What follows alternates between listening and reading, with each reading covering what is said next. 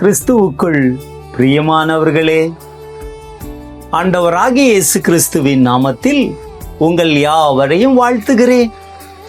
இந்த நாளுக்குரிய வேத வசனம் எசேக்கியேல் 47:4. பின்னும் அவர் 1000 முழம் அளந்து என்னை கடக்க பண்ணினார். அங்கே தண்ணீர் இடுப்பளவாயிருந்தது.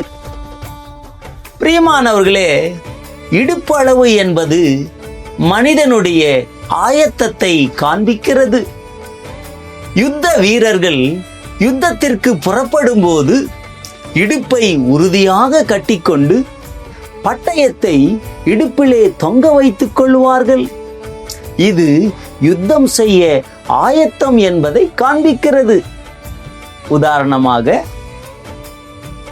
சமாரியாவிலே மழை பெய்யாததினால் கொடிய பஞ்சம் உண்டானது.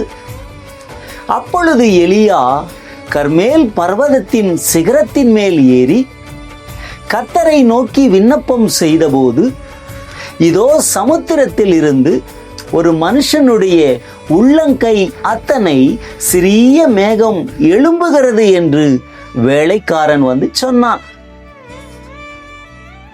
அப்பொழுது நீ போய் ஆகாபை நோக்கி, மலை உம்மை தடை செய்யாதபடிக்கு ரதத்தை பூட்டிக் கொண்டு போய்விடும் என்று சொல் என்றான் எலியா.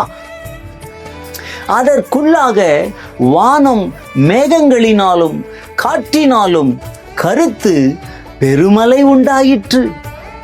ஆகாப் ரதத்தில் ஏறி யெஸ்ரயேலுக்கு போனான். கர்த்தருடைய கை எலியாவின் மேல் இருந்ததினால் அவன் தன் அறையை கட்டிக்கொண்டு யெஸ்ரயேலுக்கு வரும் மட்டாக ஆகாபுக்கு முன்பாக ஓடினான். இயேசு கிறிஸ்துவை பாருங்கள்.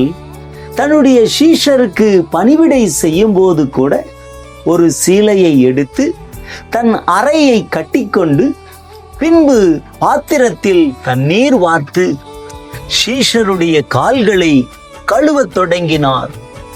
ஊழியம் செய்வதற்கு அப்பொழுது ஆயத்தமாயிருந்தார் என்பதை இந்த அறையை கட்டுவது காண்பிக்கிறது.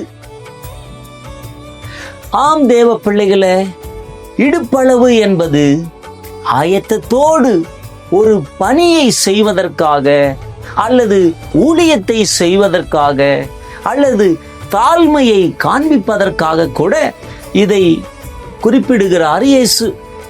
ஆகவே உங்கள் அறைகள் கட்டப்பட்டதாகவும் உங்களுக்குள் எரிகிற விளக்கு அணைந்து போகாதபடிக்கு இருக்கட்டும் என்றார் இயேசு. ஆகவே இடுப்பளவு ஆழத்திற்கு இறங்கி வாருங்கள். உங்கள் இடுப்பாகிய அறையை கட்டிக்கொண்டு முழு பலத்தோடு கூட ஊழியம் செய்யுங்கள். செபிப்போமா? அன்பின் பரலோக பிதாவே, இயேசுவின் நாமத்தில் நன்றி சொல்கிறேன்.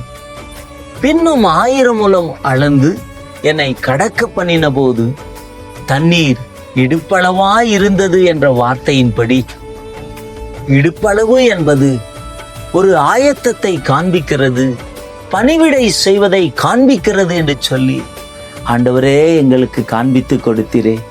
அதே போல இந்த வார்த்தையை கேட்கிற ஒவ்வொருவரும் எப்பொழுதும் எல்லா நேரத்திலும் மற்றவர்களுக்கு நன்மை செய்ய ஆயத்தமாயிருக்கட்டும், மற்றவர்களுக்கு உதவி செய்வதற்கு ஆயத்தமாயிருக்கட்டும், மற்றவர்களை ஆதரிப்பதற்கு அறையை கட்டிக்கொண்டு பணிவிடை செய்வதற்கும் ஆயத்தமாயிருக்கும்படியாய் நான் செபிக்கிறேன். தந்தையே, ஒவ்வொருவரையும் ஆசீர்வதிக்கிறேன்.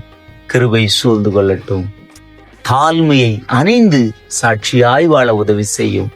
துதி கன மகிமெல்லாம் உமக்கே செலுத்துகிறோம். இயேசுவின் நாமத்தில் பிதாவே, ஆமென். God bless you.